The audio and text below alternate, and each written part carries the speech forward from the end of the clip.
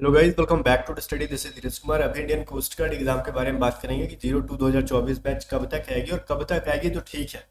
उसका सबसे बड़ा जो प्रॉब्लम है एज लिमिट को लेके कि उसकी एज लिमिट क्या रहने वाली है, कब से कब तक के बच्चे फॉर्म फिलअप कर पाएंगे। और स्पेशली उनको जिनको एज रिलैक्सेशन चाहिए होता है, जैसे ओबीसी को 3 साल का एज रिलैक्सेशन मिल जाता है, SC ST को 5 ईयर का मिल जाता है। ठीक है, तो वो एग्जैक्टली क्या हो सकता है। तो जैसे पिछली बार मैंने कैलकुलेशन के आधार पर बताया था, वो ऑलमोस्ट सेम ही था, 2-4 दिन इधर उधर था। तो इस बार भी मैंने पूरा टाइम देके इसको दिया है। पिछली 2 बार की भर्ती के बारे में मैं आपको बता दूंगा, उसमें क्या रिलैक्सेशन था, उसके हिसाब से क्या रिलैक्सेशन और क्या एज लिमिट होती है। ठीक है, और किस बेसिस पे वो लोग बुलाते हैं और इस बार के लिए क्या होगी, वो हर चीज़ों को बढ़िया से जानेंगे। ठीक है, तो बस पेशेंस के साथ इस वीडियो को देखना, टाइम देना पूरा, ताकि चीज़ें स्पष्ट रूप से समझ में आएंगी आपको। मतलब ऊपर ऊपर चीज़ें जानने से बेहतर है, क्योंकि प्रिपरेशन कर रहे हो आप, कहीं ना कहीं बैचेस ले रहे हो, या तो मेरी बैचेस लेते हो या फिर किसी की बैचेस लेते हो, तो हमको पैसा लगाना चाहिए कोस्ट गार्ड के लिए, बैच के लिए की, या फिर नहीं लगानी चाहिए, वो चीज़ समझ लो एक बार। ठीक है, तो उसके बाद अपनी प्रिपरेशन को कंटिन्यू करते रहना।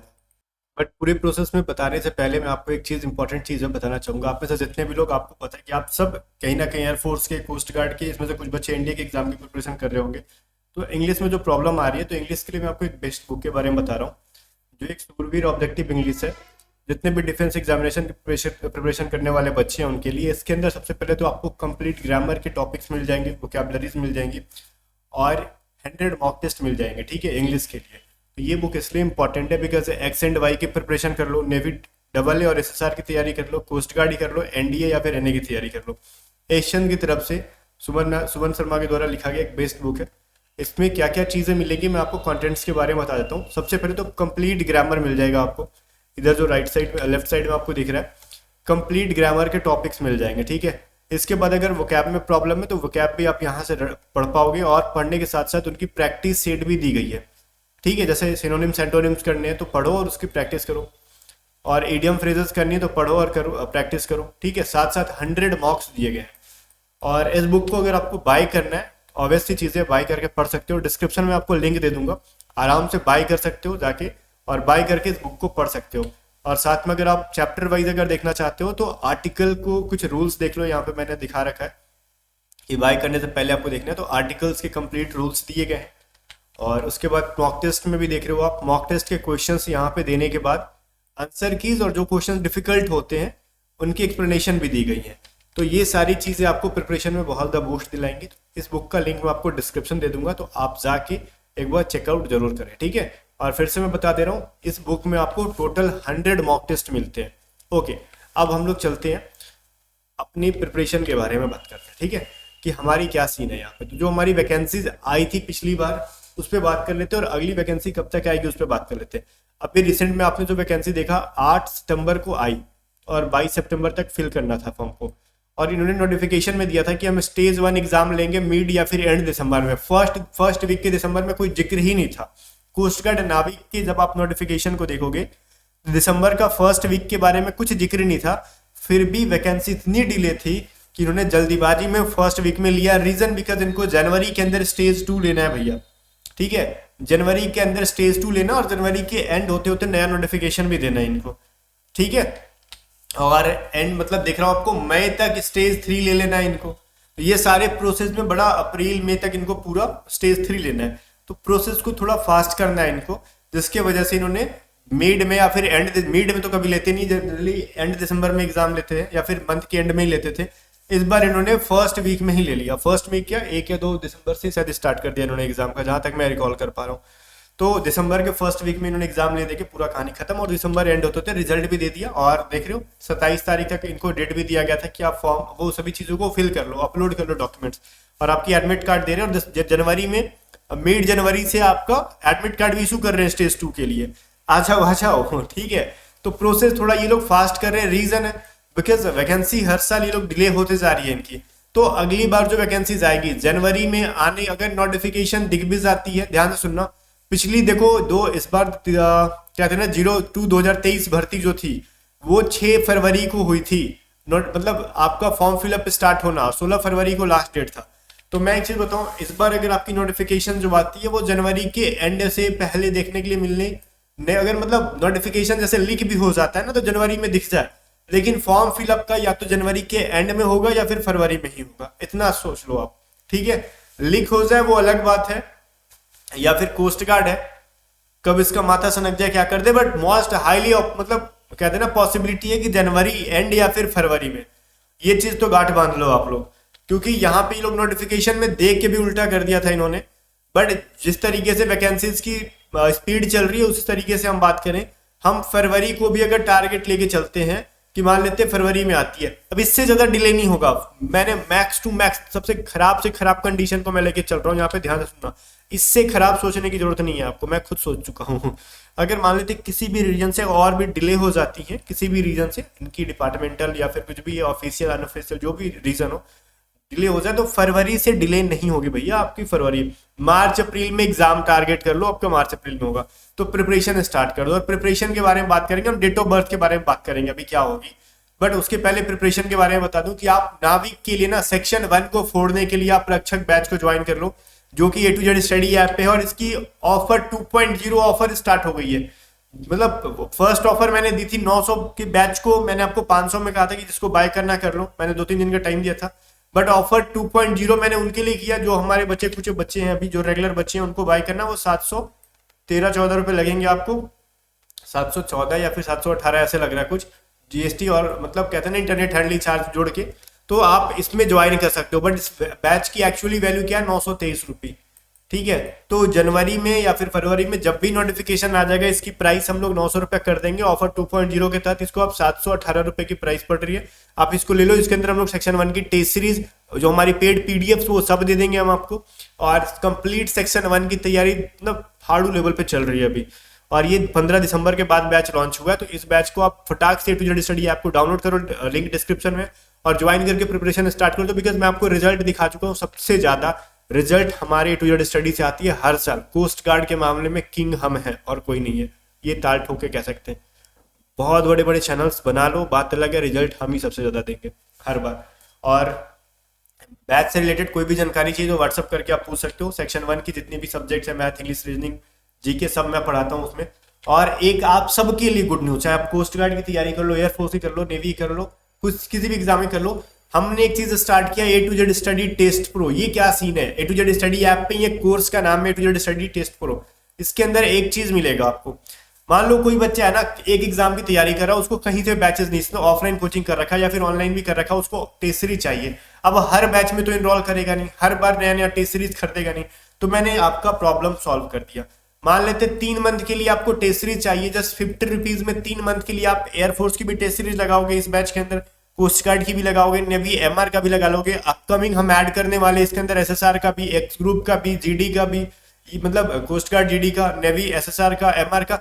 हर बार आप बार बार अलग अलग कहाँ पैसा करोगे, टेस्ट सीरीज इतना सस्ते में कोई देता नहीं है, सब जिसको देखो 150-200। भाई 4 एग्जाम देने हम 700-800 का टेस्ट सीरीज खरीद लेंगे तो पेड बैच किसका खरीदेंगे हम, है ना। तो वो सब दुख मैंने खत्म कर दिया, मैंने वैलिडिटी ऐड कर दी, 3 मंथ्स सारे एग्जाम्स के लिए टेस्ट सीरीज लगाओ डिफेंस वाले, ठीक है, जस्ट 50 रुपीज में। आपको 6 मंथ्स की चाहिए जस्ट 65 रुपीज में, 1 ईयर की चाहिए जस्ट 101 रुपीज में। जितने डिफेंस एग्जाम होते हैं ना, air force, navy, coast guard, upcoming हमारे आर्मी की भी मैं ऐड करवाने वाला हूँ इसके अंदर, सबका दुख दूर। ठीक है, अगर किसी को टेस्ट सीरीज बाय करने के बाद आपको नहीं मिल पा रहा है तो व्हाट्सअप कर सकते हो, पूछ सकते हो टेस्ट सीरीज कैसे करना है। और किसी को वैलिडिटी कैसे, मतलब ज्यादा वाला चूज करना है, समझ में नहीं आ रहा तो पे नाउ के पास देखोगे, व्यू वैलिडिटी वाला ऑप्शन देखना, वहां पे सारा चीज दिख जाएगा। 50 रुपीज में 3 मंथ के लिए होगा आपका, बाकी ज्यादा से ज्यादा के लिए आप, और इसमें एक्स्ट्रा ऑप्शन मिलेगा। अगर फिर भी ऑप्शन ना समझ में आए तो व्हाट्सअप करके एक बार पूछ लो, ठीक है। तो मैं रिकमेंड करूंगा कि मिनिमम आप 3 मंथ का मत लो, मिनिमम 6 मंथ का लो, बिकॉज 6 मंथ टारगेट करके ही आप चलना। वैसे मिनिमम के लिए मैंने रखा है, जिसको लास्ट टाइम एग्जाम के टाइम पे किसी को लेना हो उसके लिए, फालतू के पैसे कमाने के पर्पज से मैंने इसको स्टार्ट ही नहीं किया, क्योंकि इसके अंदर जितना भी हम इनकम जनरेट करेंगे वो हमारे स्टाफ को ही जाएगा। इतना लो प्राइस में ना, पूरे एडिटेक कंपनी में जहां जितने भी लोग टेस्ट सीरीज अवेलेबल करा रहे हैं, कोई माइकल लाल है जो इतना कम प्राइस में टेस्ट सीरीज अवेलेबल करा दे तो बता देना, कोई नहीं कराएगा। अनलॉक ऑल टेस्ट सीरीज किसी का भी जाओ, इतना सस्ते में नहीं देने वाले आप लोग। 1 ईयर के लिए जस्ट 101 रुपीज, भाई फोड़ देंगे। टेस्ट सीरीज जो है, जो मतलब ये है ना टेस्ट सीरीज खेलने का, और आने वाले साल में इसको और कम प्राइस तक लेके जाएंगे हम लोग, मैं इतना गारंटी के साथ कह रहा हूँ। अब मैं बात कर लेता हूँ यहाँ पे इसके बारे में कि हमारी डेट ऑफ बर्थ क्या हो सकती है और क्या नहीं हो सकती है, ठीक है।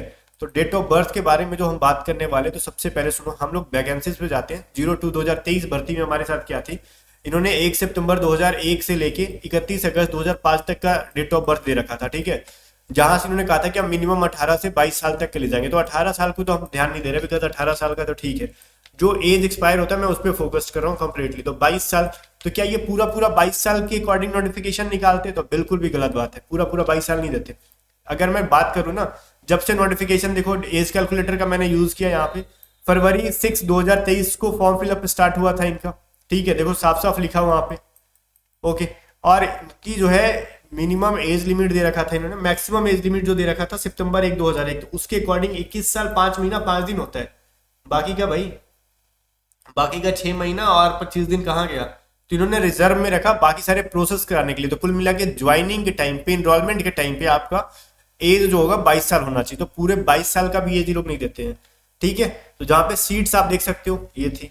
अब की बार आई थी, जिसका रिजल्ट भी आया, देख लो, इन्होंने फिर से कहा था कि हम 8 सितंबर को फॉर्म फिलअप स्टार्ट करा रहे हैं, ठीक है, बहुत बढ़िया। और इन्होंने दे रखा था कि 1 मई 2002 वाले बच्चे कम से कम फिल करेंगे, तो 1 मई 2002 को लेके टारगेट हम सितंबर 8 2023 फॉर्म फिलअप के फर्स्ट डेट से डेट कर ले, काउंट कर ले, तो इन्होंने इस बार 21 साल 4 महीना ही डेट दिया था, जबकि पिछली बार 21 साल 5 महीना 5 दिन दिया था। तो इस बार इन्होंने क्या किया, 21 साल 4 महीना 7 दिन ही दे रखा है। तो ये चीजें समझो, 1 महीना घटा ही दिया। कुल मिला के मिनिमम हम ले सकते हैं 21 साल 4 महीना का वो लोग देते हैं, बाकी के 8 महीना रिजर्व रखते हैं पूरा सिलेक्शन प्रोसेस की वजह से। स्टेज 1 कराना है, रिजल्ट देना है, स्टेज 2 कराना है, रिजल्ट देना है, स्टेज 3 कराना है, ठीक है। इस सभी प्रोसेस की वजह से ये लोग 8 महीना 7 महीना रिजर्व में रखते हैं, ताकि आप इनरोलमेंट में जब आओगे तो आपका एज 22 से ज्यादा नहीं होना चाहिए, बस ये कहना चाहते हैं ये लोग। तो ठीक है, इस बेसिस पे हम बात करते हैं। मैं एज्यूम करके चल के आ रहा हूँ कि अगली जो फॉर्म फिलअप होगी फिर से ये लोग फरवरी में लेते हैं, और मैं टारगेट लेके चलता हूँ कि 1 फरवरी को। मैंने सबसे खराब कंडीशन लेके चला, ध्यान से सुनना, इससे मैं जो बोल दे रहा हूँ आपका उससे कुछ भी गलत नहीं होने वाला। जो डेट मैं यहाँ पे दे रहा हूँ वो बच्चा अगली बार फॉर्म फिलअप करेगा। अगर आप यूआर कैटेगरी से या ईडब्ल्यूएस से हो, आपका डेट ऑफ बर्थ अगर 1 अक्टूबर 2002 है, तो आप निश्चिंत आंख बंद करके भरोसा करके तैयारी करो, क्योंकि आप 1 अक्टूबर 2002 को अगर आप डेट ऑफ बर्थ है, तो 1 फरवरी 2024 में आपकी एज होगी 21 साल 4 महीना। मैंने डेट भी देखो यहाँ पे 0 डेज लग रहा है, जबकि ये 6 दिन 7 दिन लेंगे। तो अगर 1 फरवरी ना छोड़ के 3 4 5 फरवरी तक भी लोग पहुंचते हैं, तो भी हमारे पास डेट यहाँ पे मैंने रिजर्व रख लिया है। तो आप बिल्कुल, आपको बातें समझ में नहीं आ रही है ना, तो ज्यादा मत समझो, बस ये समझो कि आपका डेट ऑफ बर्थ अगर 1 अक्टूबर 2002 है, या फिर इसके बाद है, नवंबर में है, दिसंबर 2002 में है, 2003 में पूरे वाले मस्त रहो। लेकिन 2003 वाला तो पूरा मस्त रहो, 1 जनवरी 2003 से लेके जब भी आपका 2003 में है डेट ऑफ बर्थ, मस्त रहो, आप फॉर्म फिलअप कर पाओगे, ठीक है। लेकिन 2002 वाले डाउट में होंगे ना, यूआर और ईडब्ल्यूएस वाले मेनली, तो आपका अगर 1 अक्टूबर को है 2002 में, तो आप मस्त रहो। अब देखो, अक्टूबर से पहले वाले बॉर्डर पे हैं, मैं पहले बोल रहा हूं, अगर वो लोग यहाँ पे 4 मंथ की जगह पे 5 मंथ काउंट करते हैं, तो सितंबर वाले दे पाएंगे। लेकिन अगर उन्होंने फिर से 4 मंथ ले लिया, बाकी के 8 मंथ रिजर्व कर लिया, तो सितंबर वाले नहीं दे पाएंगे। इसलिए मैं बोल रहा हूँ, वो लोग एग्जैक्ट के मतलब पूरे पूरे बॉर्डर पे हैं सितंबर वाले, तो उनको मैं नहीं कहूंगा कि आपको क्या करना चाहिए, आपको पेड बैचेस हमारी या फिर किसी की लेनी चाहिए कि नहीं, बट सेल्फ स्टडी से आप प्रिपरेशन करना चाहो तो कर सकते हो, ठीक है। बाकी पेड बैचेस किसी की ले भी लेते हो तो आपको आगे के एग्जाम में वो मदद करेंगे, ठीक है। तो ये यूआर और ईडब्ल्यूएस के बारे में कह रहे हैं, लेकिन यूआर और ईडब्ल्यूएस और यही सबके लिए रहेगा, ओबीसी एसटी के लिए सबके लिए मिनिमम एज क्राइटेरिया। अगर मान लो कोई बच्चा ओबीसी से है, वो एज रिलैक्सेशन लेना चाहता है, तो उसको 3 साल का रिलैक्सेशन दिया जाता है, मतलब 25 साल तक का। तो 25 साल तो पूरा देंगे नहीं, 24 साल 4 महीना रखेंगे, क्योंकि 8 महीना तो उनके लिए भी रिजर्व चाहिए, क्योंकि आप ज्वाइनिंग तक 25 साल के होने चाहिए। तो उस सिनेरियो में 1 अक्टूबर 1999, इससे पहले 1 सितंबर या फिर सितंबर 1999 वाले still they are in border, ठीक है, वो बॉर्डर पर है अभी। उनका कुछ सर्टेन नहीं है कि उनका हो डेट ऑफ बर्थ मिले कि ना मिले, बट अक्टूबर वालों को 100% मिलेगा, बिकॉज मैंने सबसे खराब कंडीशन लेके चला है। 8 महीना रिजर्व रखे, आपके पूरे 1 साल थोड़ी रिजर्व रखवा देंगे, ऐसा नहीं है। तो इतना हमने रिजर्व रख लिया, वो सबसे बेस्ट में लेके चल रहा हूँ कि इनको मिलेगा ही मिलेगा ओबीसी को, क्योंकि उनका 1 फरवरी 2024 को होने वाला जो एज है 24 साल 4 महीना, डेट मैंने अभी भी 0 रखा है, क्योंकि यहाँ पे अगर 5 फरवरी भी ले जाए, 6 फरवरी भी ले जाए, तो हम यहाँ पे अब ऐसे चीजें हमको मौका मिल जाएगा, क्योंकि एग्जैक्टली 4 महीना नहीं रहेगा, 7 दिन 8 दिन ऐसे करके कुछ डेट मिलता है। तो मैंने यहाँ पे डेट में भी थोड़ा सा चोरी कर दिया ताकि आपको मैं गलत डेटा ना दे पाऊं, ये 100% सही डेटा जाए। ठीक है, तो मैंने ये कहा कि इन लोगों को अपॉर्चुनिटी मिलने की 100% गारंटी है।